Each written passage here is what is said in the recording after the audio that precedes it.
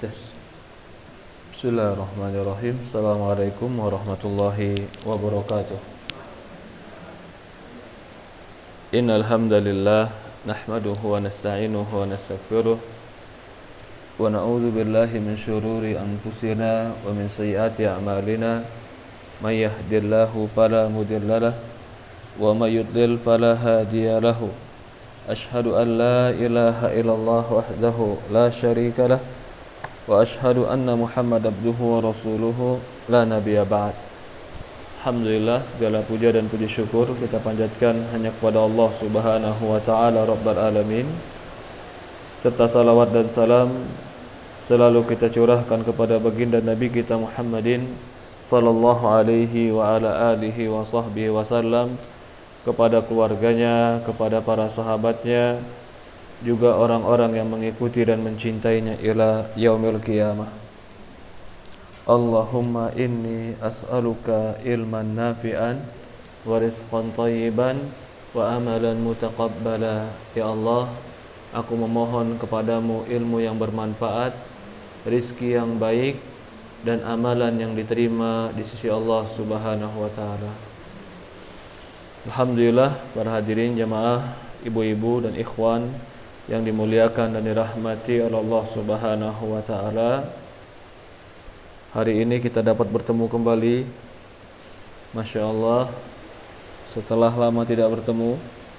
Masih dalam pembahasan kita kajian tentang kitab Ad-Da'u wad-Dawa, tentang Ad-Da'u wad-Dawa, penyakit dan obatnya. Penyakit kemarin kita bahas, ini maksudnya penyakit apa? Penyakit dosa dan maksiat. Kita ulang sedikit ya. Sebelum kita bahas tentang penyakit dosa dan maksiat, kita ulang nih bukunya. Buku ini sebenarnya pertanyaan. Ada orang tanya sama Imam Ibnu Qayyim, "Ya Imam, aku melakukan sebuah perbuatan yang aku tahu kalau aku terus dalam perbuatan itu akan menghancurkan duniaku dan akhiratku. Aku berusaha keluar dari perbuatanku, tapi semakin aku berusaha keluar, semakin aku jatuh dalam dosa." Pertanyaan begitu.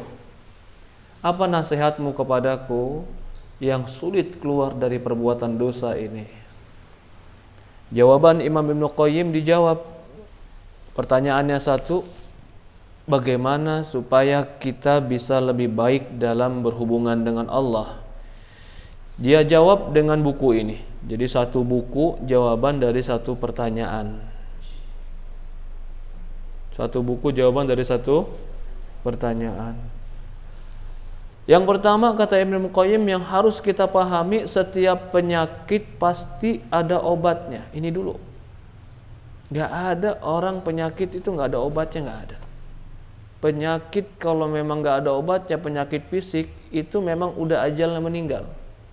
Maka dalam hadis disebutkan Ibnu Qayyim, inna likulli da'id dawa, setiap penyakit pasti ada obatnya. Alimahu man alima, jahulahu man jahil. Kata Rasulullah, taulah orang yang tahu dan gak taulah orang yang gak tahu. Jadi penyakit itu pasti ada obatnya. Apalagi penyakit berkaitan tentang maksiat, penyakit tentang keimanan. Jadi gak ada orang mengatakan, aduh saya sudah begini, saya melakukan dosa, udah biarin aja saya dosa terus. Gak ada.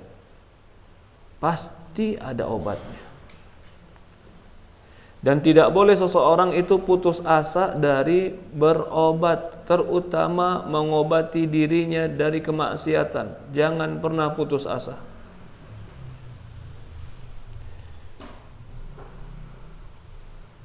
Harus seorang mukmin yakin apapun yang kita lakukan, kalau itu berupa maksiat, harus yakin dalam diri saya bisa meninggalkannya. Ini yang pertama. Jadi sebelum dia jawab, dia yakinkan bahwasannya setiap penyakit ada obatnya. Dia sebutkan obat yang pertama. Ini rangkuman dari pertemuan yang sebelum-sebelumnya. Dia sebutkan obat yang pertama, Apa obat pertama dari segala penyakit? Siapa yang ingat? Ini kajian 2,5 tahun yang lalu.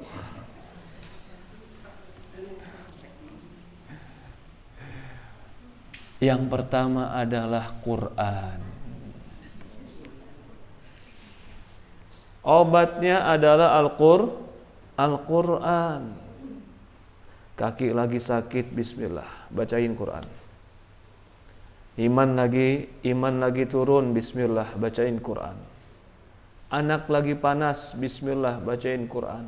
Quran itu obat. Allah turunkan di dalam Quran, nunazzilu minal Qur'ani, kami turunkan dari Quran itu ma huwa syifa, obat. Kita udah bahas, syifa itu bukan hanya obat. Syifa itu adalah penyembuh. Syifa itu penyembuh, berbeda dengan obat.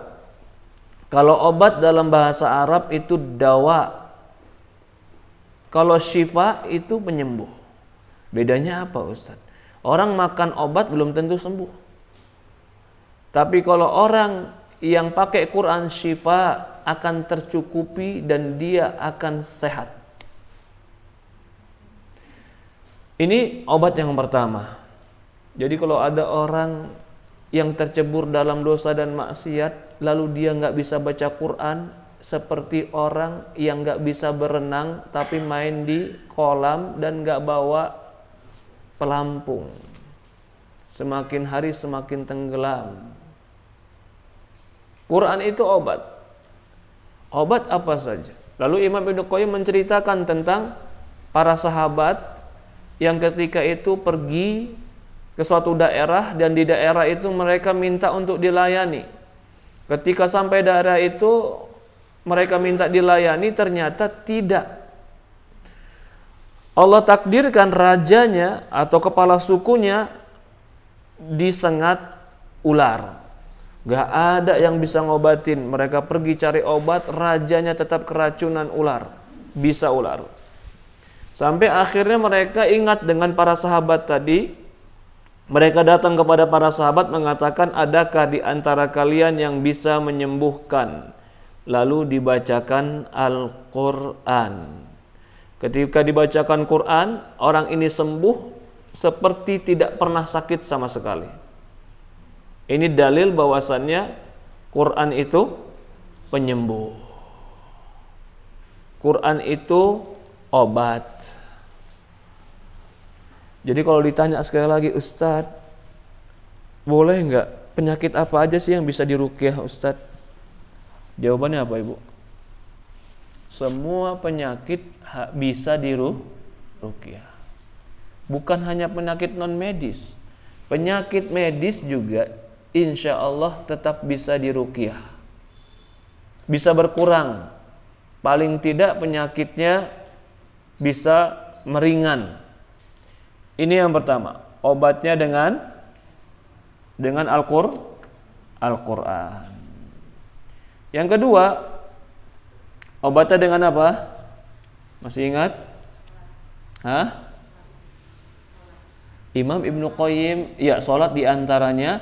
Tapi Imam Ibnu Qayyim menyebutkan yang kedua, doa. Apa sih tempat kita bergantung dalam semua masalah kecuali tidak lain hanya Allah?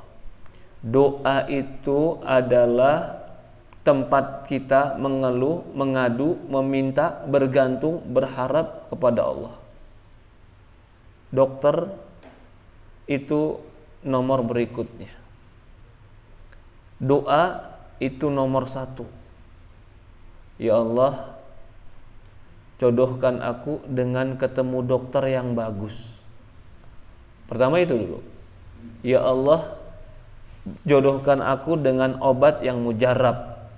Itu doa. Ya Allah, sembuhkan penyakitku.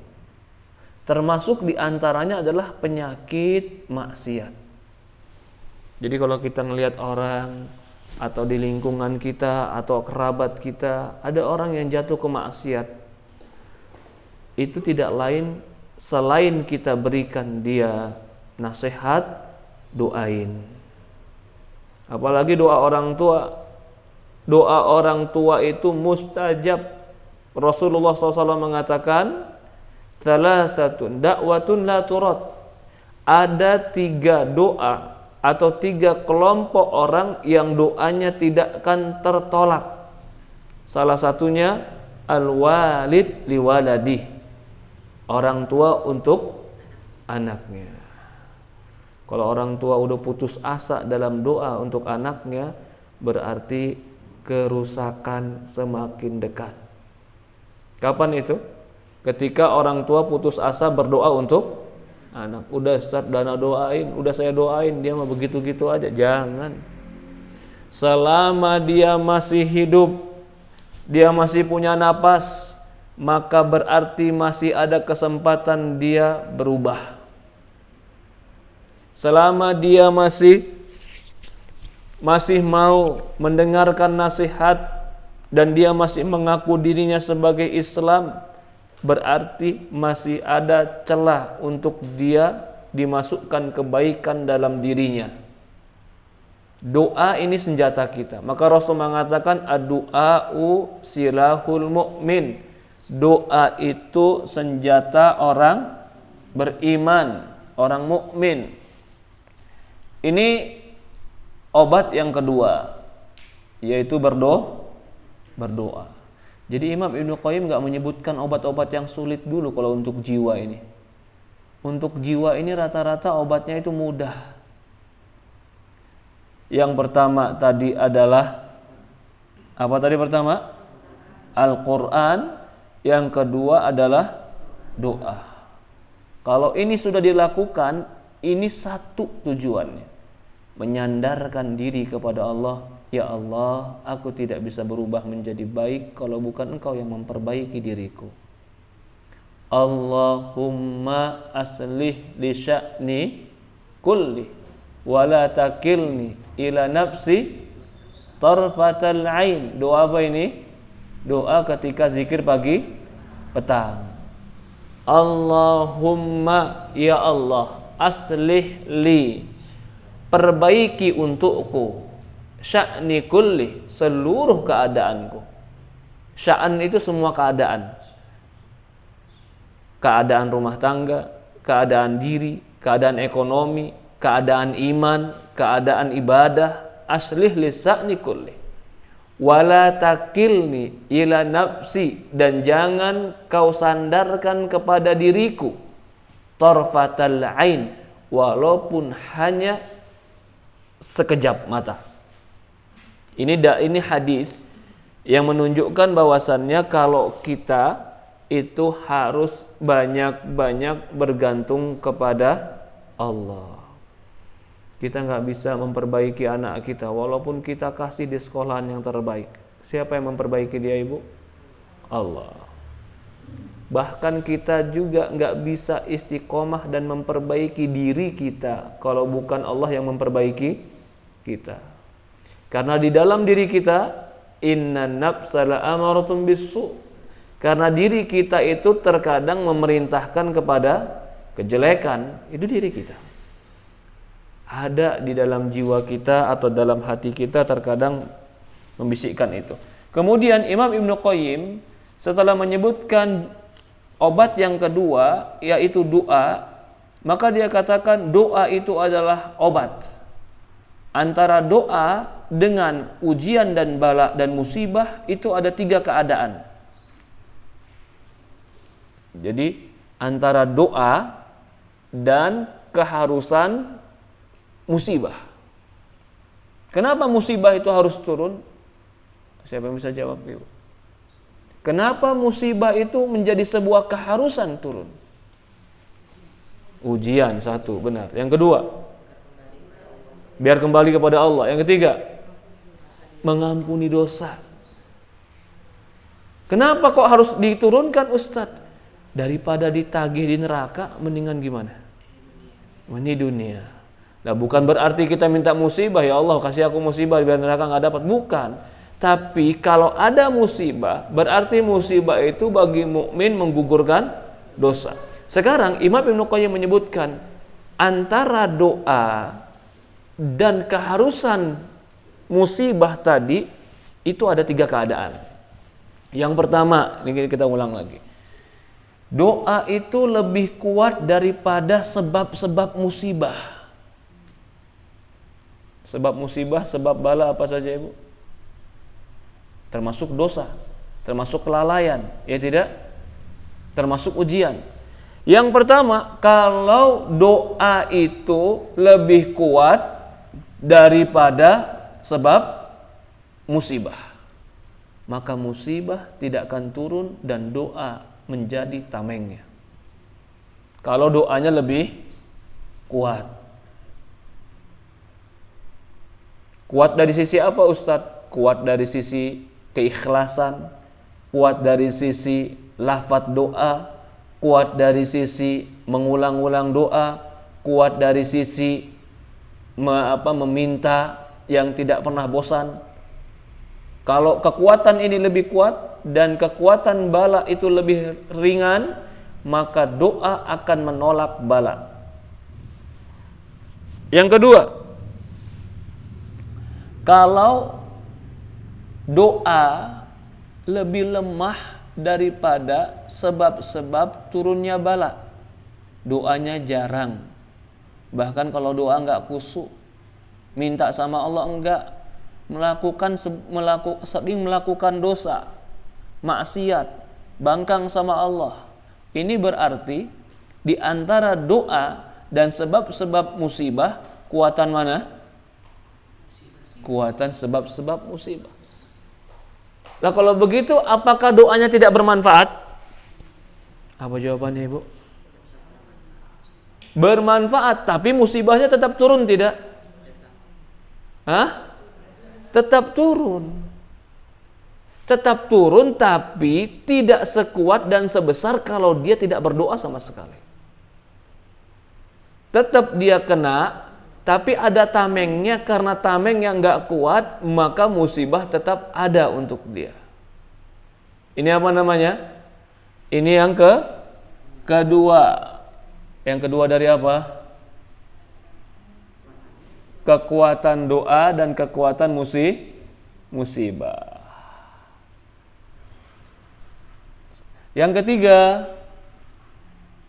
apa?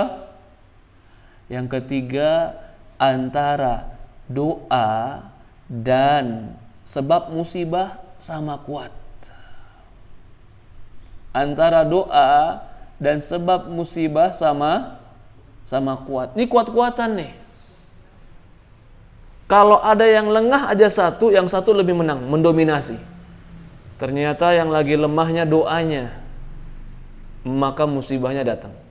Ternyata yang lagi kuatnya doanya, sebab-sebab musibahnya lagi tidak ada atau lagi berkurang, maka doanya lebih kuat.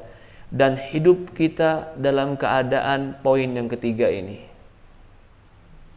Terus menerus mana yang lebih kuat? Sebab datangnya musibah atau sebab doa yang menolak musibah. Kenapa dibahas masalah doa di sini? Dibahas masalah doa karena doa merupakan obat dari penyakit. Kemudian Imam Ibnu Qayyim menjelaskan juga. Lalu setelah itu, ini kita masih menjelaskan dalam buku nih sebentar. Setelah itu dia jelaskan juga bagaimana cara supaya doa kita mustajab. Nah, dia kasih nih jurus-jurusnya sekarang. Doa itu obat, benar. Tetapi bagaimana supaya obat ini mujarab? Ada orang makan obat tapi nggak sembuh. Dianalogikan oleh Ibnu Qayyim seperti pedang. Pedangnya udah bagus, pedangnya udah tajam, hebat.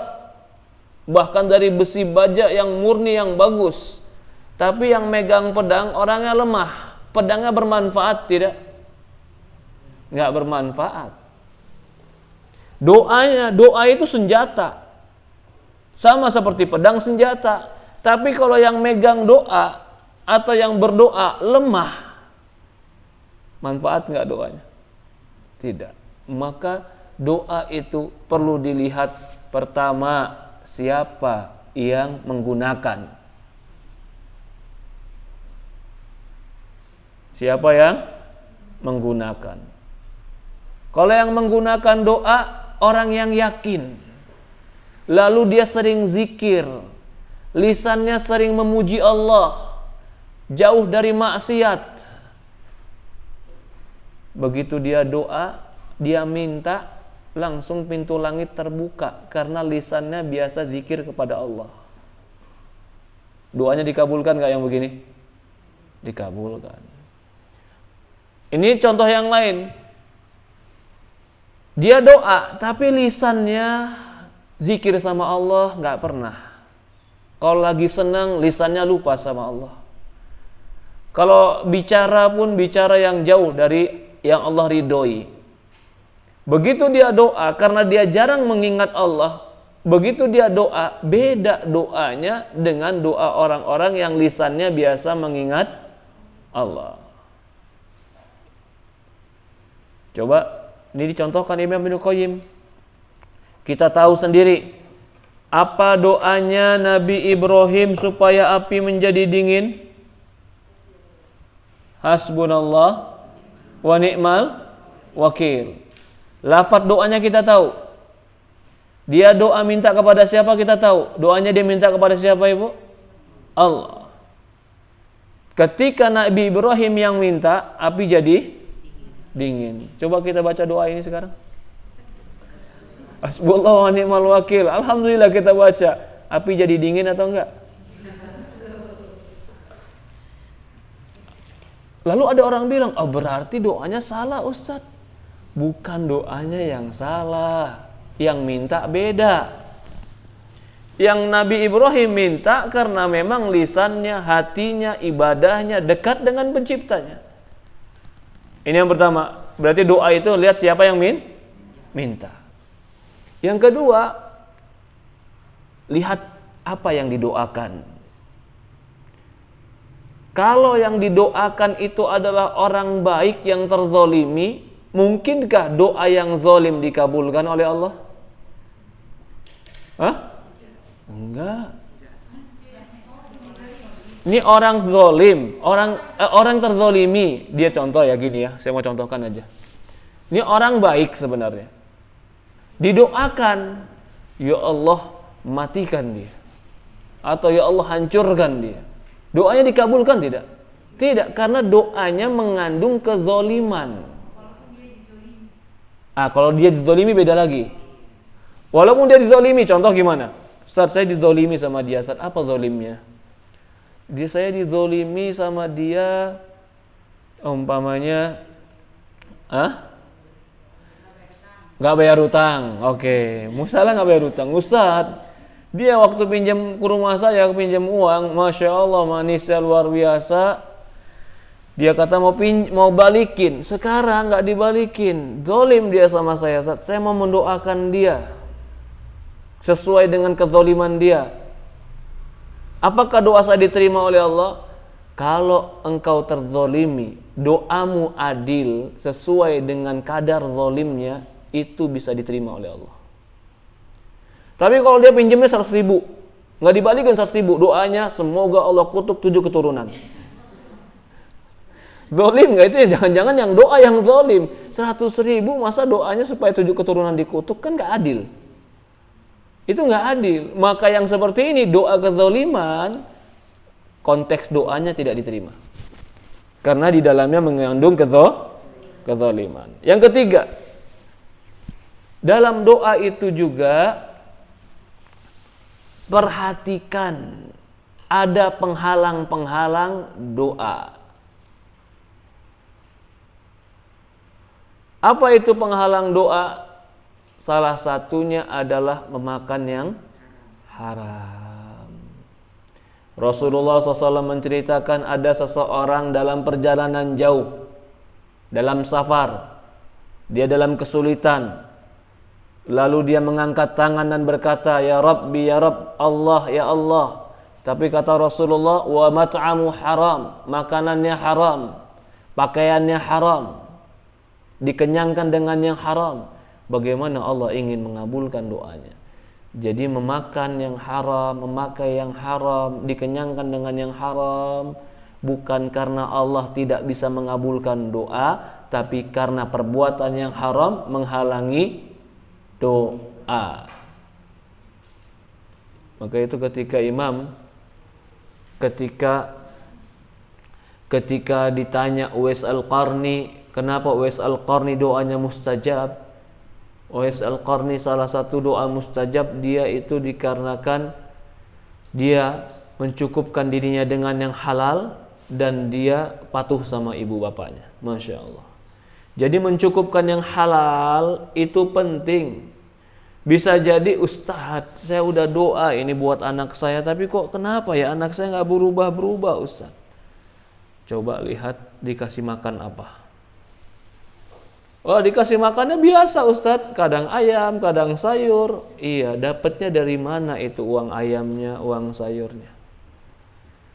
Karena itu bisa jadi sebagai penghalang doa. Perhatikan ini 3.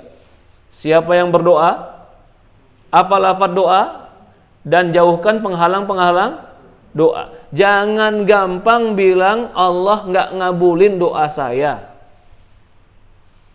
Bahkan kalau kita bilang Allah tidak mengabulkan doa kita, itu salah satu sebab doa tidak dikabulkan.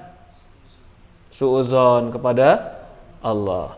Maka Rasulullah mengatakan dalam sebuah hadis, Allah akan mengabulkan doa salah seorang kalian selama kalian malam tasta'jilu, selama kalian tidak tergesa-gesa.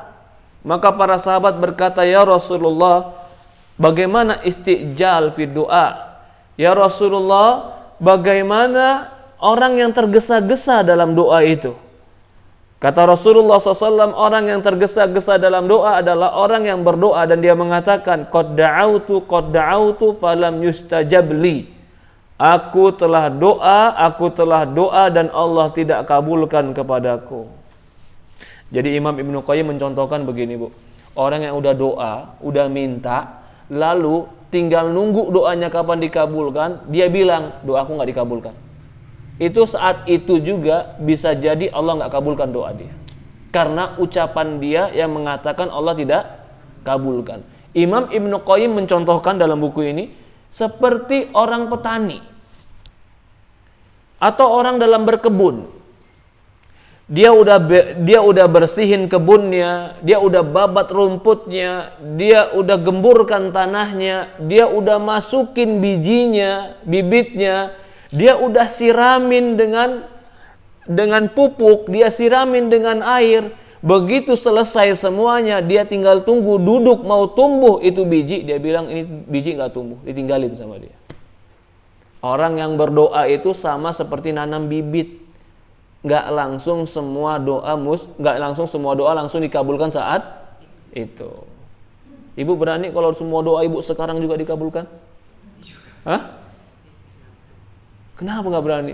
Ya kadang-kadang kita naik mobil aja, kadang-kadang kita naik mobil disenggol orang, kita ada doain macam-macam. Kalau seandainya doa kita mustajab, gimana? Setiap langsung doa dikabulin. Kadang aja kita marah sama anak, lisan nggak bisa dijaga. Kalau seandainya semua lisan kita langsung mustajab, malah nggak bisa ngomong kita besok-besok, diem aja kita udah.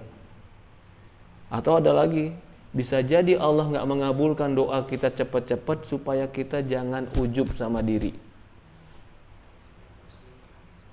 Karena kan ini udah sholat, udah puasa, udah sedekah, udah ngaji, tiba-tiba doa mustajab, begitu doa langsung dikabulin. Ditiupin sama syaitan, kamu tuh orang soleh, kamu tuh orang baik, kamu tuh wali Allah. Akhirnya apa? Ujub. Besok-besok dia tinggal buka pelempang, yang minta doa silahkan. Doanya mustajab soalnya, terbukti kata dia. Nah, jadi kita ketika doa kita belum dikabulkan, jangan pernah buruk sangka kepada Allah. Karena Allah tahu yang pantas untuk kita. Yang pasti ketika kita berdoa, hadirkan di dalam diri bahwasannya saya sedang ibadah. Maka Rasul mengatakan ad-du'a'u mukhul ibadah. Kata Rasulullah, doa itu inti daripada ibadah.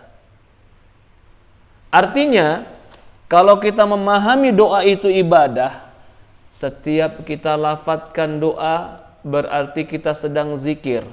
Setiap kita sedang minta berarti kita sedang menghamba. Setiap kita sedang melirihkan suara dan merintihkan meminta kepada Allah, kita sedang diangkat derajat sama Allah. Jangan pikirkan kapan akan dikabulkan, tapi yakinlah setiap lafaz yang diucapkan pasti ada pahala. Tugas kita minta tugas Allah ngabulkan. Jangan mikirin tugas Allah dan melupakan tugas kita. Kita mikirin kapan ya Ustaz dikabulin. Itu tugas siapa? Tugas Allah. Tugas kita ngapain? Minta. Permintaan kita itu zikir.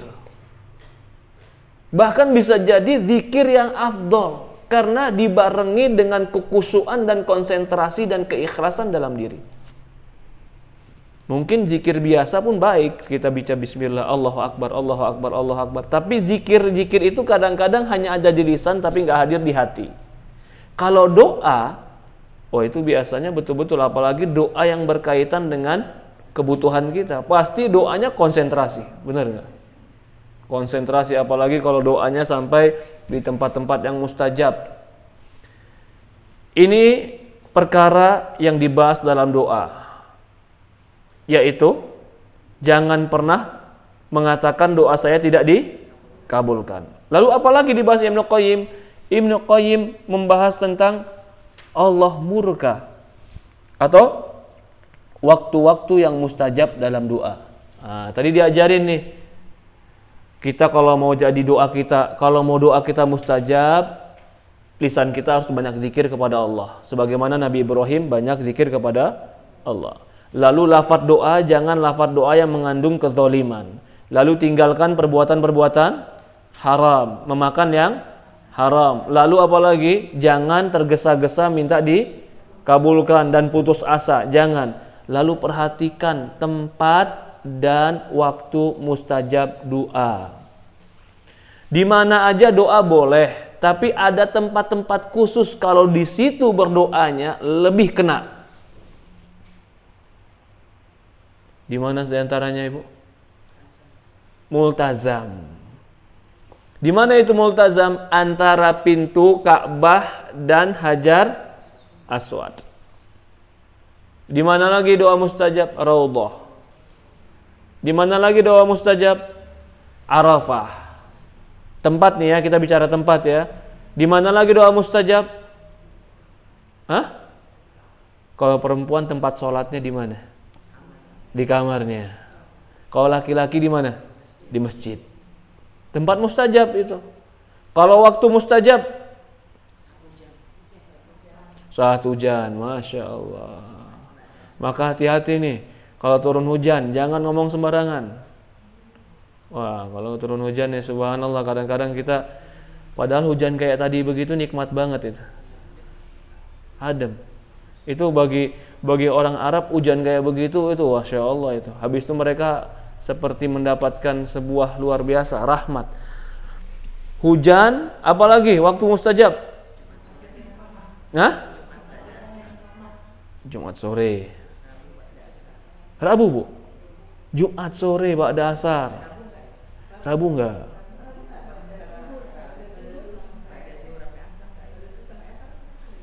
Saya belum dapat itu hadisnya. Jumat ada ba'da asar sampai dekat maghrib. Sepertiga malam terakhir. Apa lagi? Lailatul Qadar, waktu itu. Iya benar, Lailatul Qadar waktu kan? Malam Lailatul Qadar. Kapan lagi? Antara azan dan qomat. Di sini sebutkan sebenarnya Ibnu Qayyim di sini. Ya, antara azan dan qomat di akhir waktu salat. Saat sujud. Ya. Kalau Imam Qayyim, ketika imam naik ketika khutbah mimbar Jumat. Oke, ba'da azan. Di sini sebutkan juga indal azan wa bainal azan wa iqamah. Jadi ketika azan dan ketika setelah azan, antara azan dan qomat. Setelah azan juga disebutkan di sini oleh Imam Qayyim. Oke, ini berarti kita sekarang diajarin sama Ibnu Qayyim, apa diajarin? Doa itu adalah senjata kita. Doa itu adalah cara kita untuk bisa menyembuhkan diri kita dari penyakit-penyakit.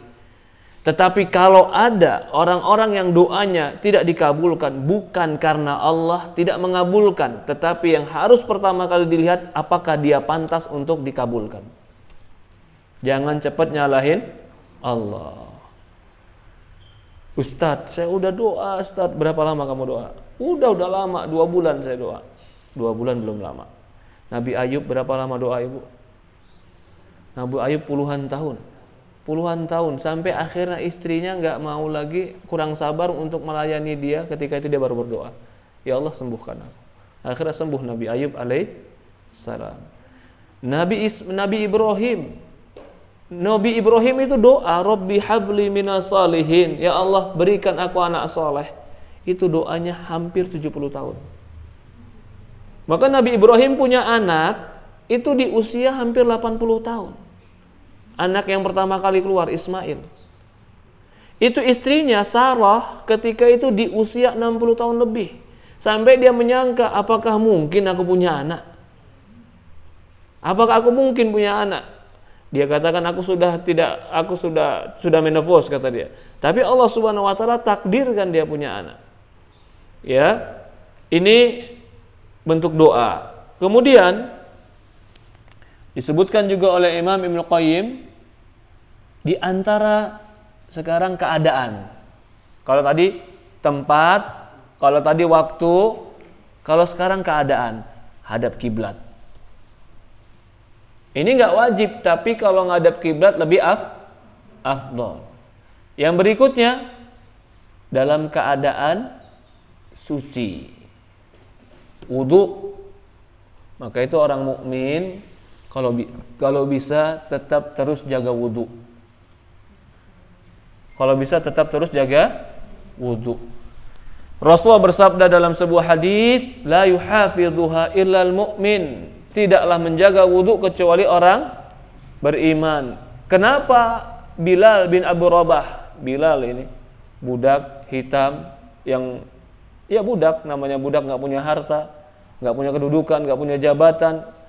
Tapi Rasulullah SAW ketika Isra Mi'raj mendengar terompah dan langkah dia di surga. Lalu Rasulullah tanya sama dia, apa amalannya, Bu? Salat sunnah wudu. Berarti dia pasti wudu, karena setelah itu salat sunnah wudu. Berarti berwudu salah satu sebab seorang dimasukkan surga. Apalagi keadaan ketika berdoa. Ini Masya Allah nih sebenarnya. Imam Ibnu Qayyim ingin mengajarkan kita bagaimana tata cara doa yang benar. Jadi gak perlu minta sama orang lain. Kadang-kadang kita mau pergi, Ustadz saya mau pergi Ustadz kemana, ke Cirebon, ngapain? Minta doa. Subhanallah. Jauh amat minta doa ke Cirebon. Ibu di mana? Orang tua di mana? Ada tetangga rumah. Kalau ibu orang tua jadi lebih baik. Kalau memang mau doa sendiri, nih diajarin Ibnu Qayyim. Perbaiki diri kita, perbaiki lafadznya, tinggalkan yang haram, optimis, cari tempat, cari waktu, lalu apa? Menghadap kiblat, lalu bersuci, ngangkat tangan. Jangan malu-malu ngangkat tangan. Kita aja ini Ibu, kita ini manusia yang penuh dengan keterbatasan. Kalau ada orang ke kita minta dengan angkat tangan gini, kita malu gak?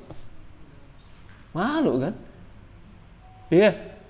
Apalagi dia minta sambil terus mengulang-ulang permintaannya. Padahal kita ini manusia yang gak punya apa-apa. Bagaimana lagi dengan Allah? Kalau kita angkat tangan sama dia, Allah mengatakan, kalau ada hambaku yang mengangkat tangan dan meminta kepadaku, kemudian dia letakkan tangannya dan belum dikabulkan doanya, Allah malu kepada dia. Jadi jangan lupa angkat tangan. Jadi nggak perlu juga angkat tangannya tinggi-tinggi, kecuali ketika minta hujan. Rasulullah pernah ngangkat tangannya tinggi ketika minta hujan. Itu doa istisqa. Nah, ini pun catatan. Apakah ini sedikit catatan saja. Apakah kalau doa angkat tangan habis doa harus usap ke muka? Ya, ini tidak ada dalilnya. Kalau angkat tangan ada dalilnya. Tapi kalau mengusap ke muka nggak ada hadisnya. Tidak ada hadisnya. Hah? Tradisi. Wah, sebagian mereka bukan ke muka lagi, saya lihat. Udah ke muka, ke badan begini sebagian. Ya, benar, saya pernah lihat itu orang. Ya subhanallah, kurang puas dia kalau muka. Ya. Jadi kalau angkat tangan betul ada hadisnya. Kalau ditiupkan ke muka itu enggak ada hadisnya, mungkin orang-orang hanya melakukan karena kebiasaan. Ini angkat tangan. Kemudian apalagi kalau supaya doa kita dikabulkan? Kata Imam Ibnu Qayyim, mulailah dengan pujian dan sanjungan. Pujian. Yang namanya mau minta, tiba-tiba minta, itu menodong namanya. Tapi kalau mau minta, dipuji, disanjung. Ya Allah, Engkau Rabb kami. Ya Allah, Engkau menciptakan kami. Ya Allah, kalau bukan Engkau yang mengabulkan, tidak ada yang bisa mengabulkan doa-doa kami. Ya Allah, ya Rabb. Kan Rasulullah berdoa begitu. Pasti memuji dulu. Paling enggak puji dengan alhamdulillahi rabbil alamin. Makanya Al-Fatihah itu alhamdulillah didepankan sebelum permintaan. Karena pujian itu penting. Coba kita lihat lagi Al-Fatihah. Al-Fatihah itu di dalamnya ada permintaan. Permintaannya ihdinas siratal, berikan kami hidayah kepada jalan yang lurus. Itu ayat keberapa? Itu ayat keempat atau ayat kelima? Permintaannya awalnya apa? Alhamdulillahi rabbil alamin, pujian. Ar-Rahmanir Rahim, pujian. Maliki yaumiddin, pujian masih. Engkaulah raja dari hari kiamat nanti. Iyyaka na'budu wa iyyaka nasta'in. Pengakuan diri, pujian juga. Engkaulah yang kami ibadahi dan engkaulah tempat kami meminta. Ihdinas siratal, baru minta. Baru minta setelah banyak muji. Ya, itu juga adab dalam berdoa. Bukan berarti apa? Bukan berarti orang yang tidak memuji dalam doa tidak sah, bukan. Boleh saja kadang-kadang kita doa spontan tanpa pujian langsung ngomong. Ya kan? Boleh. Tetapi kalau kita betul-betul berdoa dalam pujian doa kita dan kita dahulukan dengan pujian, Allah malu jika doanya tidak dikabulkan. Rasulullah contoh dalam doa hadis, Allahumma inni abduka ibnu abdika ibnu ammatika nasiyati biyadik. Ya Allah, aku adalah hambamu, anak dari hambamu. Nasiyati biyadik, ubun-ubunku ada di tanganmu. Oke, yang berikutnya. Ini kita masih tentang doa terus ini. Bagaimana supaya doa dikabulkan? Betul. Bersalawat kepada Nabi Muhammad sallallahu alaihi wasallam. Jadi urutannya doa, menyanjung Allah, salawat kepada Nabi. Allahumma sholli ala Muhammad wa ala Muhammad kama sholaita ala Ibrahim innaka Hamidul Majid. Jangan langsung tiba-tiba masuk permintaan. Nanti dulu, puji dulu, sanjung dulu, salawat kepada Nabi. Kemudian apa lagi? La ilaha illa anta subhanaka inni kuntu minadz zalimin. Mengakui kita ini zalim, kita ini dosa, kita ini lemah, kita ini kotor. Istighfar itu dia. Astagfirullah. Maka itu Nabi siapa? Nabi daripada Nabi Allah. Nabi Yunus alaihissalam. La ilaha illa anta subhanaka inni kuntu minadz zalimin. Aku ini termasuk orang-orang yang zalim. Rabbana zalamna anfusana. Ya Allah, kami menzalimi diri kami. Fa illam taghfir lana wa tarhamna. Kalau kau tidak mengampuni kami dan merahmati kami, lanakunanna minal khasirin. Kami akan termasuk orang-orang yang rugi. Akui kita ini lemah, akui kita ini berdosa, akui kita ini butuh sekali dengan Allah. Ini berikutnya. Barulah setelah itu masuk dalam doa. Masya Allah. Pembukaannya berarti berapa itu, Bu? 7. Apa aja itu? Menghadap kiblat, bersuci, mengangkat tangan, memuji Allah, bersalawat kepada Nabi, beristighfar, mengakui diri lemah, kemudian berdoa. Baru berdoa, ya. Dan ketika berdoa, ini penting, udah melakukan itu semua tadi, Ustaz. Udah menghadap kiblat, bersuci, ngangkat tangan, muji Allah, salawat kepada Nabi, dengan istighfar, mengakui diri lemah, sudah minta, oke, hadirkan di dalam hati apa yang kau pinta. Jadi antara ucapan dengan hati itu harus satu. Jangan antara ucapan dan hati mencar.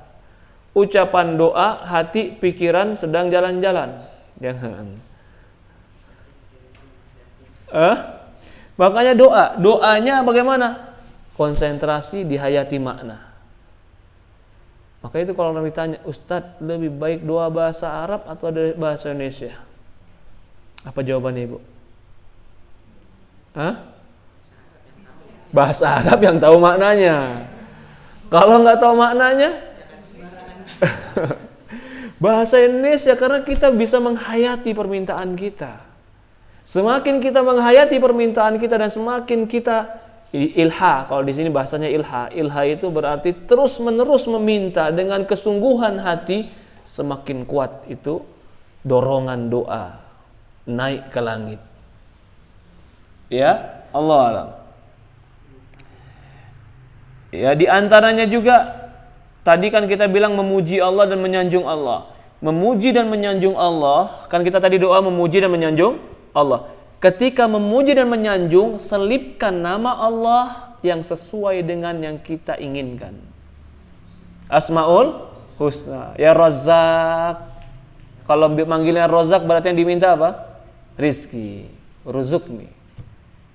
Ya Khaliq, yang Maha Pencipta, berikan aku anak. Ya Musawwir, yang membentuk, berikan aku anak. Itu contohnya. Atau Al-Ghafur, ampuni aku. Engkau Maha Pemaaf, ampuni aku. Al-Kafi, apa Al-Kafi? Maha Pencukup. Yakfini, cukupi aku. Asy-Syafi, apa Syafi? Penyembuh. Isfini, sembuhkan aku ya Allah. Jadi ketika memujinya disebutkan Asmaul Husna yang berkaitan, kalau bisa berkaitan dengan apa yang sedang kita fokuskan untuk meminta. Kemudian, ya, jangan lupa ketika memujinya sebutkan 2 nama yang paling agung. Apa itu? Dzul Jalali wal Ikram? Ada yang lain? Ya Hayyul Ya Qayyum. Mengapa ayatnya nanti dia bahas di sini. Mengapa ayat kursi menjadi ayat yang paling mulia? Karena di dalamnya ada 2 nama Allah yang mulia. Ay Hayyu Ya Qayyum. Ya Hayyu itu yang maha hidup, Al Qayyum itu yang mengurusi makhluknya. Aku minta kepada yang maha hidup yang tidak pernah mati, yang dia mengurusi makhluknya. Al Hayyu Al Qayyum. Maka itu ketika ada orang datang, dia mendengar Nabi SAW mendengar orang berdoa, maka Rasul mengatakan, maukah kamu kutunjukkan dengan nama Allah yang paling agung? Yaitu doa Nabi Yunus, la ilaha illa anta subhanaka inni kuntu minadh dhalimin. Kemudian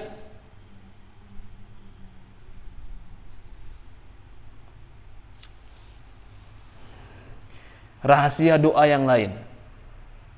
Ini kita dikasih jurus-jurus supaya doa makbul. Jurusnya udah tahu tapi nggak bisa pakai jurusnya, Ustaz. Ya begitulah. Sama seperti orang belajar silat, jurusnya tahu, Ustaz, tapi begitu kepepet lupa sama jurusnya, Ustaz. Apa berikutnya jurusnya supaya doa ini mustajab? Ada rahasianya, kata Imam Qayyim. Apa itu rahasianya? Kau barengkan doamu dengan sesuatu yang lain yang menunjukkan kau sangat membutuhkan. Amal soleh, itu dia. Dibarengi dengan apa? Amal soleh. Maka itu kadang-kadang habis sholat malam. Kenapa? Dibarengi dengan amal soleh. Kadang-kadang habis sedekah. Ya Allah, aku sedekah memang karenamu, tapi aku ada permohonan. Insya Allah, Bu, saya anak saya lahir 4 ini pengalaman saya sangat sedikit, tapi saya senang menceritakannya. Mudah-mudahan jadi pelajaran buat saya dan keyakinan buat saya. Itu kalau dia mau melahirkan, kadang-kadang lama, saya cuma sedekah nggak banyak. Waktu terakhir itu saya dari jam asar itu istri perut sakit sampai jam 4 pagi perut masih sakit. Lama nggak? Itu bidan udah bilang, Ustadz saya udah nggak bisa, ini surat rujukan pergi ke dokter, harus di sesar. Saya bilang, iya Bu Suster, insya Allah kita ke dokter. Saya langsung pergi ke, waktu itu belum subuh, masjid masih dikunci. Saya mau buka masjid nggak bisa, karena saya pengen tahu di keropak masjid, sedikit nggak banyak saya taruh, tapi saya mau taruh aja. Begitu azan mulai sholawatan di masjid, saya balik lagi ke masjid. Berarti masjid udah buka. Saya taruh di masjid, di keropak sedikit. Saya bilang, ya Allah, tolong. Balik lagi ke tempat bidan, anak saya lahir. Alhamdulillah. Artinya, itu bisa kita lakukan. Amal soleh itu bisa kita lakukan dalam rangka supaya Allah memberikan permintaan kita. Maka bertawasul dengan amal soleh boleh. Ada kisah orang yang bagaimana, 3 orang yang dikurung dalam gua, betul. Apa? Yang satu bakti sama orang tua, geser batunya, tapi belum bisa keluar dia. Yang satu lagi amanah, menunaikan amanah, geser batunya, tapi dia belum bisa keluar. Yang satu lagi apa? Menghindari maksiat dan dosa. Akhir terbuka itu guanya. Ya. Maka doa itu bagaikan pedang. Doa itu bagaikan senjata. Senjata canggih, kalau yang makainya nggak canggih, tetap senjatanya nggak bisa bermanfaat. Senjata hebat, lalu yang makainya juga yang punya skill yang hebat, maka senjata akan bermanfaat. Senjatanya hebat, yang menggunakan hebat, tapi ternyata objek yang ingin ditembak dengan senjata itu sangat besar dan tidak sesuai dengan senjata. Senjatanya pun gak bermanfaat. Maka faktor-faktor itu semua diperhatikan. Kemudian Imam Ibnu Qayyim membahas tentang akidah. Kaitan doa dengan takdir. Mana duluan? Doa dulu atau takdir dulu? Takdir dulu. Kalau gitu doa belakangan. Masa yang belakangan datang setelah itu diminta yang duluan berubah? Sudah ditakdirkan. Berarti takdir duluan, takdir nggak bisa berubah. Lalu kenapa kita doa, Ustadz? Karena kita berdoa pun sudah ditakdirkan. Dipahami, Bu? Dipahami tidak? Allah tahu kita mau doa ini. Dan Allah tahu pula ada orang tidak mau doa. Allah takdirkan sesuai ilmu Allah. Allah tahu dia mau doa atau tidak doa. Oh, dia mau doa, Allah takdirkan takdir doanya. Yang ini, oh dia tidak doa, Allah takdirkan tidak doanya. Contoh, sakit itu takdir bukan? Sakit dulu atau dicatat takdir dulu? Takdir dulu. Ya kan? Sebelum di bayi dalam rahim ibu pun kita sudah ditakdirkan. Dan ditiupkan ruhnya, begitu?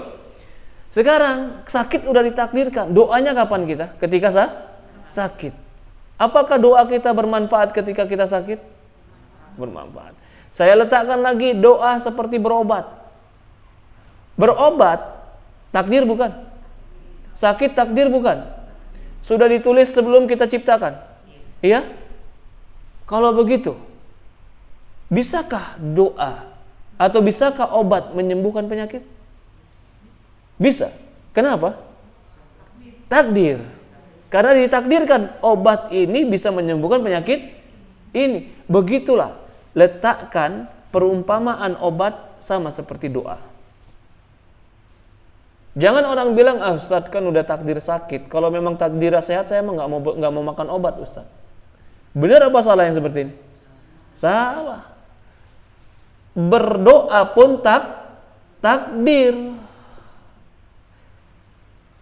Sakit takdir. Sembuh takdir. Oke? Saya contohkan lagi yang lain. Lapar takdir bukan? Lapar takdir. Kenyang takdir bukan? Takdir. Ketika kita dapat takdir lapar, apa yang kita lakukan? Makanan supaya dapat takdir kenyang. Ketika kita dapat takdir sakit, apa yang kita lakukan? Berobat supaya kita dapat takdir sehat dan sembuh. Takdir sehat dan sembuh ini sudah Allah catat sebelum kita melakukan, karena Allah tahu kita akan melakukan. Dipahami? Begitupun doa. Doa itu sama seperti obat, sama seperti makan tadi. Kalau nggak berdoa, Allah takdirkan A untuk dia. Kalau berdoa, Allah takdirkan B untuk dia. Dan Allah tahu si fulan ini akan berdoa atau tidak. Maka itu kaitan doa dengan takdir tidak akan pernah bertentangan. Orang yang tidak mau berdoa dengan alasan takdir adalah orang yang tidak memahami takdir. Orang yang tidak mau berusaha beralasan takdir, maka dia tidak memahami makna takdir. Takdir itu ketentuan Allah, tapi kita harus mencari yang terbaik untuk kita, sehingga Allah takdirkan untuk kita apa yang terbaik sesuai dengan kehendak Allah Subhanahu wa ta'ala. Oke. Kesalahan dalam doa. Dia sebutkan juga di antara kesalahan dalam doa, yaitu dia lalai dalam doanya. Lalai maksudnya apa? Ya lalai dari permintaannya, dia nggak fokus kepada permintaannya, hatinya nggak hadir. Itu tadi kita bahas sedikit. Oke. Ini yang dibahas tadi tentang obatnya. Lalu Imam Ibnu Qayyim masuk dalam pembahasan yang kedua, bab yang berikutnya. Di dalam buku kita di halaman 99. Apa mungkin sama buku terjemahannya?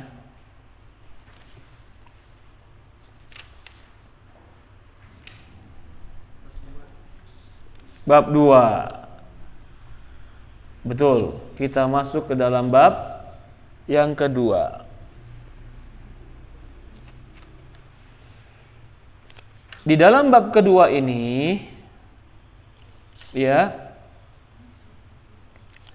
perhatikan, dia sudah berbeda poin perbicaraannya. Dia akan berbicara bahaya-bahaya daripada maksiat. Kenapa dia bicara ke situ? Karena pertanyaannya tadi adalah, aku melakukan dosa dan maksiat, aku sadar dosa dan maksiat ini menghancurkan aku. Apa obatnya? Yang pertama dia kasih obat, yaitu Quran dan doa. Sambil dia jabarkan bagaimana supaya doa itu mustajab. Sekarang dia bahas bab yang kedua, kau sadari betapa buruknya dampak-dampak dosa. Nah, kalau kita tahu dampak itu buruk, biasanya kita menjauhinya. Maka ini di bab kedua ini dia akan membahas dampak-dampak buruk dosa dunia dan akhirat.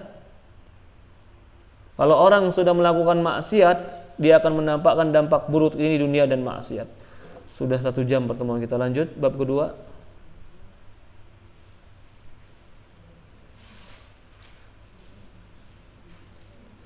Sudah setengah 12, lanjut Ibu. Kalau mau lanjut nggak apa-apa, kalau mau udah aja nggak apa-apa. Karena harusnya kita setengah 11 selesai, tapi tadi setengah 11 mulai, subhanallah.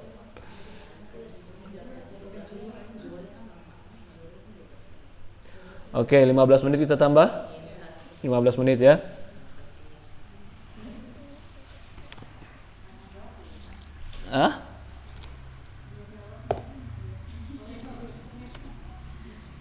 Sabar.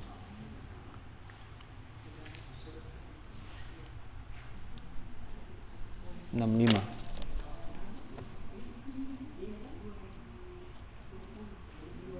Oke.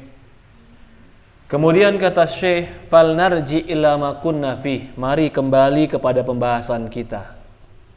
Pembahasan kita apa? Pembahasan kita apa? Bagaimana terhindar dari maksiat. Lo tadi ngebahas doa itu apanya? Obat maksiat. Quran itu obat maksiat. Jadi maaf Ibu, kalau ada orang-orang mengatakan, Ustadz, sampai sekarang orang mengklaim bahwasannya homoseksual itu atau lesbian itu adalah memang sudah ciptaan yang nggak bisa dihindari. Kita bilang nggak ada. Itu penyakit yang harus didoakan. Dia doa, dia baca Quran, dia perbaiki diri, dia taubat sama Allah. Allah hilangkan dalam diri sedikit demi sedikit. Kenapa sekarang dia bisa termabukkan dengan maksiat? Nanti akan dibahas itu. Kenapa maksiat itu sampai dia nggak bisa meninggalkannya? Nah, ini buku ini sebenarnya timbul buku ini gara-gara orang bertanya itu. Kenapa kok aku nggak bisa meninggalkan maksiat ini? Semakin manis, semakin enak. Padahal aku tahu kalau aku terus lakukan, aku semakin hancur. Maksiat candu. Betul, maksiat candu. Dararul dzunub wal ma'asiyah, bahayanya dosa dan maksiat. Fal narji illa ma kunna fi min dzikri dawa'ud da' alladhi istamarra afsada ad-dunya 'abdul akhirah. Mari kita kembali kepada pembahasan kita, menyebutkan obat dari penyakit-penyakit yang jika penyakit itu ada akan menghancurkan dunia dan akhirat kita. Penyakit jantung menghancurkan dunia atau menghancurkan akhirat itu? Dunia. Penyakit kanker? Dunia. Bahkan kalau dia ridho, dia sabar, diangkat kankernya sama dokter, dia pun diangkat dosanya sama Allah. Sakit gigi, dunia akhirat nggak rusak? Dunia aja Ustaz, akhirat enggak. Ya paling nggak bisa makan enak sama makan daging sebentar Ustaz. Oke. Sebutkan semua penyakit fisikis, itu semua cuman penyakit dunia. Akhiratnya apa Allah kasih? Ampunan, Allah angkat derajat. Bahkan bisa jadi ketika dia ingin dihukum di neraka, diingatkan, ya Allah, dia pernah punya penyakit ini dulu di dunia. Ya tidak? Sampai duri yang menusuk kita menggugurkan dosa. Kalau begitu, bahaya mana? Penyakit yang menghancurkan dunia akhirat atau penyakit yang hanya menghancurkan dunia? Dunia akhirat. Apa itu penyakit yang menghancurkan dunia akhirat? Malas ibadah, maksiat sama Allah, kufur. Dia nggak sadar, dia kayaknya sehat badannya, fisiknya sehat, kemana-mana sehat. Padahal apa? Disuruh sholat susah. Penyakit gak itu? Disuruh sholat susah, meninggalkan maksiat nggak bisa. Lalu kalau diajak kepada Islam nggak suka, hatinya nggak tenang. Ya Allah. Maka itu Allah gambarkan di Quran tentang orang-orang munafikin, fi qulubihim marad.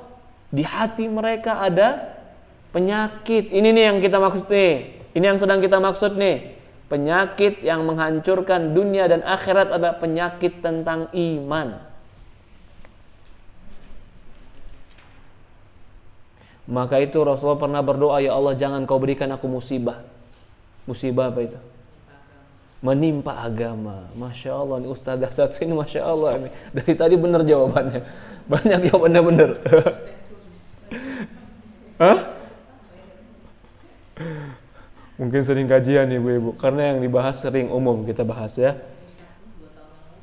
Iya, apa kata Rasulullah, Allahumma la taj'al musibatana fi dinina. Ya Allah, jangan kau jadikan musibahku menimpa agamaku. Kalau agama kita yang rusak, hancur dunia akhirat.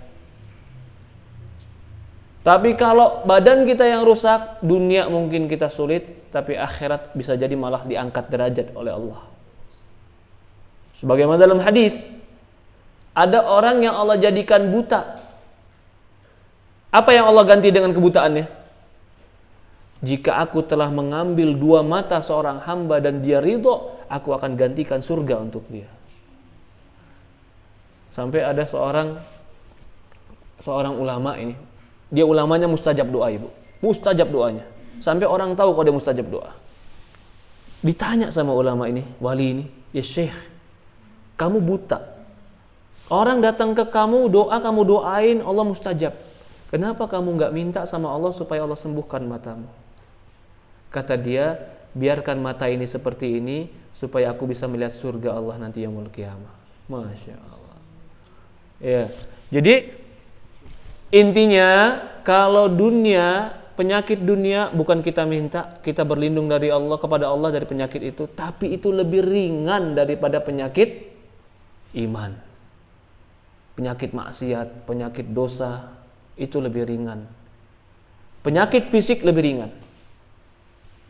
Dari itulah Rasul berdoa, Allahumma la taj'al musibatana fi dinina. Ya Allah, jangan kau jadikan musibah kami pada agama kami. Maka kita jangan tertipu. Ada orang dunianya luar biasa Ustadz, bintang 5 semuanya, tapi agamanya rusak. Kasihan kita. Ya Allah, jangan-jangan makin banyak dunianya, makin banyak ditimbang dia yaumul qiyamah dia. Makin banyak dijawab, makin banyak dihisap dia nanti dia yaumul qiyamah. Apa itu namanya? Kalau dunia terus dikasih tapi agamanya hancur, istidraj. Allah lalaikan dia. Maka itu Rasulullah mengatakan, Allah akan memberikan dunia kepada orang yang Allah cintai dan orang yang tidak cintai. Dan Allah tidak akan berikan iman kecuali kepada orang yang Allah cintai. Berarti tanda Allah mencintai kita bukan berarti hanya diberikan dunia, tapi diberikan iman. Apalagi kalau sudah diberikan iman, diberikan dunia, Masya Allah. Nabi siapa itu? Nabi Sulaiman alaihissalam. Nabi Yusuf pun sama. Nabi Yusuf dia akhirnya akan dijadikan menteri. Dijadikan menteri, wazir. Ya. Kita masuk, kata Syekh tadi apa? Ini akan menghancurkan dunia kita dan akan menghancurkan akhirat kita. Penyakit apa ini?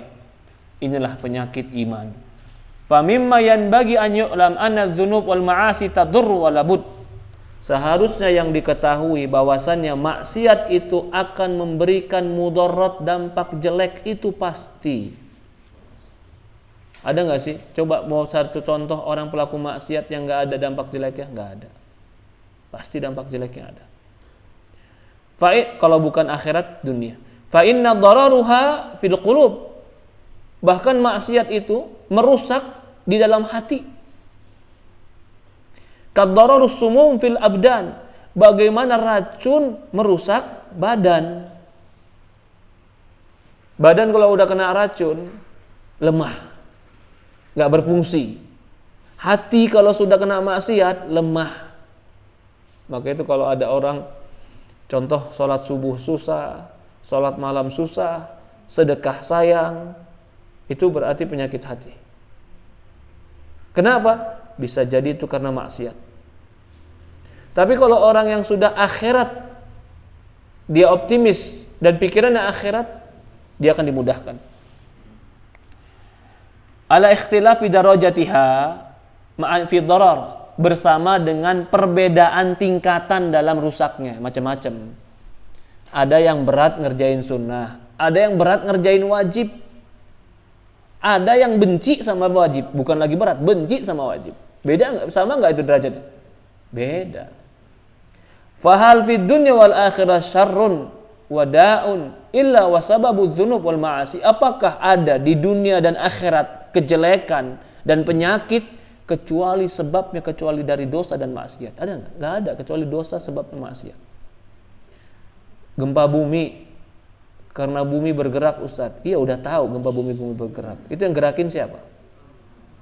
Ya memang udah waktunya bergerak, Ustaz. Enggak ada ya waktunya bergerak tuh, enggak ada. Allah gerakkan, kenapa? Memberikan peringatan. Begitupun dalam diri kita. Nas'alullah salam wal afiyah. Faman ladzi akhrajal abuwain min jannah. Apa yang menyebabkan ayah kita keluar dari surga? Dosa. Darul ladzah wan na'im, tempat kelezatan dan tempat nikmat. Wa bahjatu was surur, kebahagiaan dan kegembiraan. Dilemparkan kepada darul alam wal ahzan, dilemparkan kepada negeri yang kesedihan dan kepedihan. Wal masaib, negeri yang penuh dengan musibah. Maksudnya apa? Dunia. Kalau mau cari di dunia ini, mau cari lezat-lezatan, nggak dapat. Betul nggak, Bu? Nggak ada lezat dunia ini. Coba saja makan enak sebanyak-banyaknya, habis makan enak banyak gimana? Macam-macam. Ada yang mules, ada yang darah tingginya naik, ada yang kolesterol naik. Itu dunia. Seenak-enak ke dunia, ujungnya pasti ada nggak enaknya. Kalau akhirat nggak ada itu. Nggak ada itu. Maka itu dikatakan apa yang mengeluarkan bapak kita Adam, maksudnya dari negeri yang penuh dengan kenikmatan kepada negeri yang penuh dengan kepedihan dan kesedihan. Maka itu kalau ada orang bilang juga, maka itu katanya bayi begitu lahir nangis karena sedih ditaruh di dunia katanya. Allah alam benar apa salah itu. Ya. Tapi yang jelas bayi nangis itu menunjukkan sehat. Faman ladzi akhraja iblis min mulukitis samawati wa tarduhu la'anu. Apa yang menyebabkan iblis terusir dari kerajaan langit? Dia udah berada di kerajaan langit, kerajaan mulia. Akhirnya dilaknat. Famasakhah dhahirah wa batinah. Allah rubah dohir dan batinnya. Faja'ala suratu akbah. Allah jadikan penampilannya yang paling jelek. Tadi waktu dia di langit dia paling bagus. Begitu Allah campakkan dia dan usir dari kerajaan langit menjadi paling jelek. Akbah surah washna, yang paling mengerikan. Ya kan? Maka itu sampai sekarang orang kalau gambarin iblis pasti serem. Wa batinu akbah min surati, bahkan batin dia lebih jelek daripada penampilannya.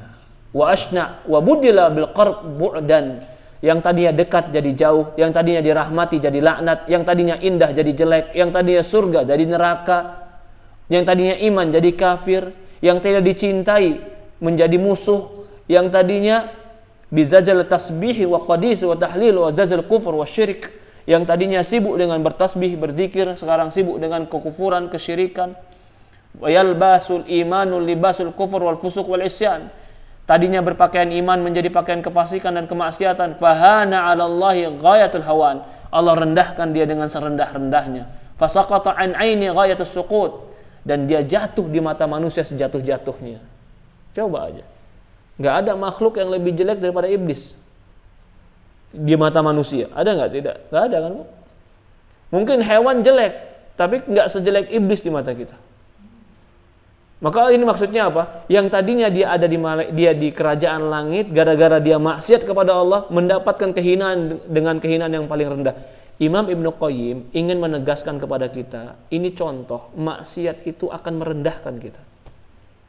Adam tadinya di surga, lalu melakukan maksiat, Allah terikan ke dunia. Itu pun hukuman bagi dia. Apa yang menyebabkan bumi ini ditenggelamkan dengan air sampai air itu melebihi daripada gunung? Kisah siapa ini? Nabi Nuh alaihissalam. Apa yang menyebabkan air keluar ketika itu? Dia sedang menegaskan semuanya sebab maksiat. Faman ladzi salatar rih ala qaumuhu Aad. Apa yang menyebabkan datangnya angin topan yang panas yang meniupkan kepada kaum Ad? Jadi kaum Ad itu mereka tadinya makmur, semua kebun-kebun mereka hijau, mereka tinggal panen, tapi kufur kepada Allah. Akhirnya satu malam datanglah angin topan yang kencang bersama panas. Angin itu kalau meniup, semua yang kena angin itu terbakar.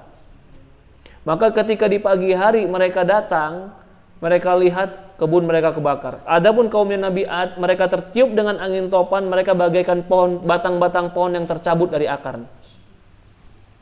Faman ladzi arsala qaum Tsamud sayhatan. Apa yang menyebabkan kaum Tsamud diutus dengan suara yang sangat keras yang menghancurkan. Jadi kalau kaumnya Tsamud, kaumnya Nabi Tsamud, ini orang Tsamud, itu suara yang menggelegar yang setiap mendengarnya berhenti jantung. Wa qata'at qulub fi ajwafihim wa matu an akhirihim. Wa man ladzi rafa qarbul lutiyah. Apa yang menyebabkan tanah diangkat untuk kaumnya Lut?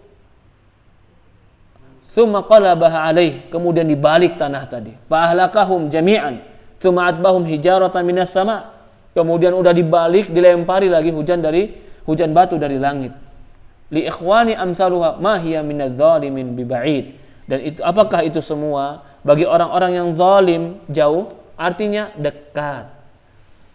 Kenapa sih Allah ceritakan tentang Nabi Lut dan kaumnya, kaum Nabi Lut yang melakukan homoseksual? Karena itu akan menjadi contoh dan cerita bagi mereka yang akan hidup setelahnya, itulah perbuatan. Kenapa sih kaum Tsamud yang curang? Akan cerita bahwasannya orang yang berusaha dan berbisnis curang ada kaum Tsamud. Kenapa kaum Ad Allah hancurkan? Kenapa Fir'aun Allah hancurkan? Karena kekuasaan, kekayaan, kezoliman itu akan menunjukkan ke cerita mereka semua memang cerita. Tapi cerita itu bukan hanya sekedar cerita. Nama tokoh akan berganti, tapi akhir cerita akan sama. Tokohnya siapa? Fir'aun. Akan berganti nanti, bukan Fir'aun lagi orangnya. Mungkin dulu ada Hitler, tapi kisahnya semua sama, hancur. Mungkin dulu adanya kaum Nabi Nuh, kaumnya Nabi Lut. Imam Ibnu Qayyim yang menegaskan, maksiat itu akan menghancurkan sebagaimana menghancurkan orang-orang sebelum kita. Maka dari itu, perbuatan maksiat itu merugikan di dunia dan akhirat.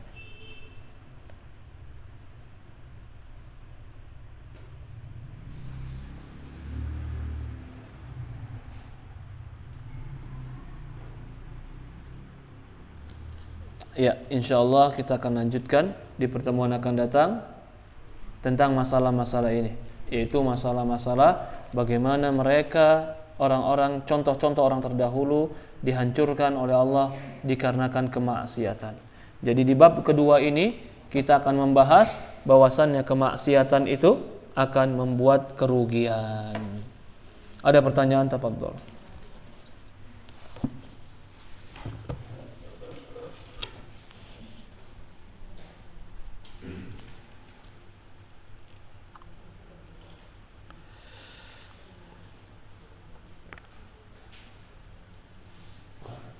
Tidak ada? Kita cukupkan? Silakan Ibu. Iya.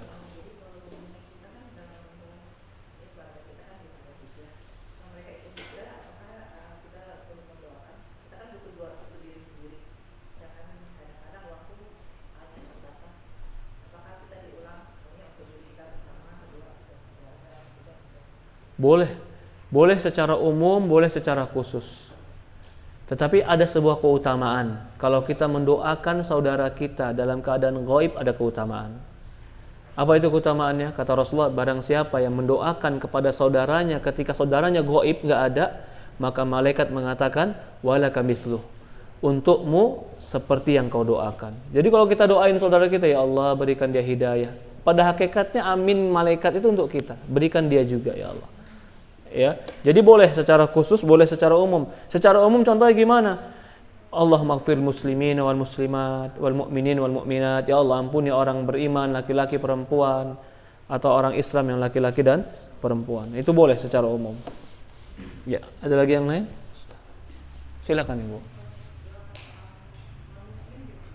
Mendoakan orang non muslim boleh, selama orang non muslim itu masih hidup. Dan yang kita doakan juga supaya dia dapat hidayah. Kalau dia sudah meninggal, kita tidak boleh mendoakan dia sebagaimana Allah melarang mendoakan Nabi Ibrahim mendoakan bapaknya. Tidak boleh. Sebagaimana Nabi Muhammad juga dilarang untuk mendoakan orang-orang yang sudah meninggal. Karena orang sudah meninggal sudah jelas hukumnya. Dia masuk neraka. Kalau kita doa lagi, ya Allah masukkan dia ke surga, seolah-olah ingin merubah keputusan yang sudah pasti dari Allah. Ada apa Ibu? Oke.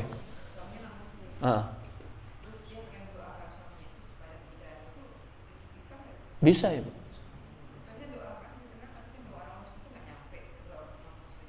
Doa untuk non muslim nggak nyampe kalau non muslimnya sudah meninggal. Kalau masih meninggal, masih hidup, berarti masih ada kemungkinan dia dapat hidayah dari Allah. Iya, kita doakan supaya dia mendapatkan hidayah dan masuk ke dalam Islam. Iya Bu, bahkan harus didoakan itu, harus didoakan.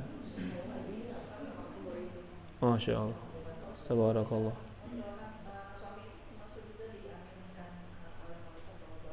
Iya, karena kan suami kita nggak tahu sedang kita doakan. Sorry.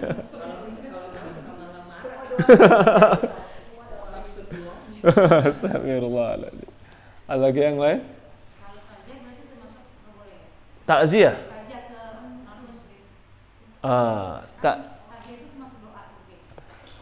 Kalau dia sudah meninggal, itu tidak perlu kita doakan, Ibu. Oke. Kalau hanya sekedar menunjukkan berduka cita boleh. Tapi kalau kita berduka cita, semoga diberikan tempat yang baik ya, jangan. Karena itu doa itu. Datang aja ya, memberikan motivasi, sabar. Semoga ini menjadi kebaikan buat kamu. Minta doa kepada orang lain.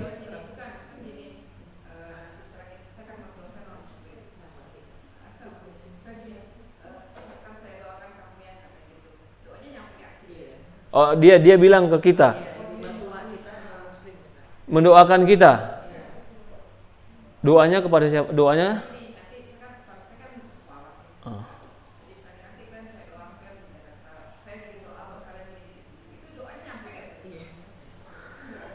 Mereka bukan minta kepada Allah, Bu.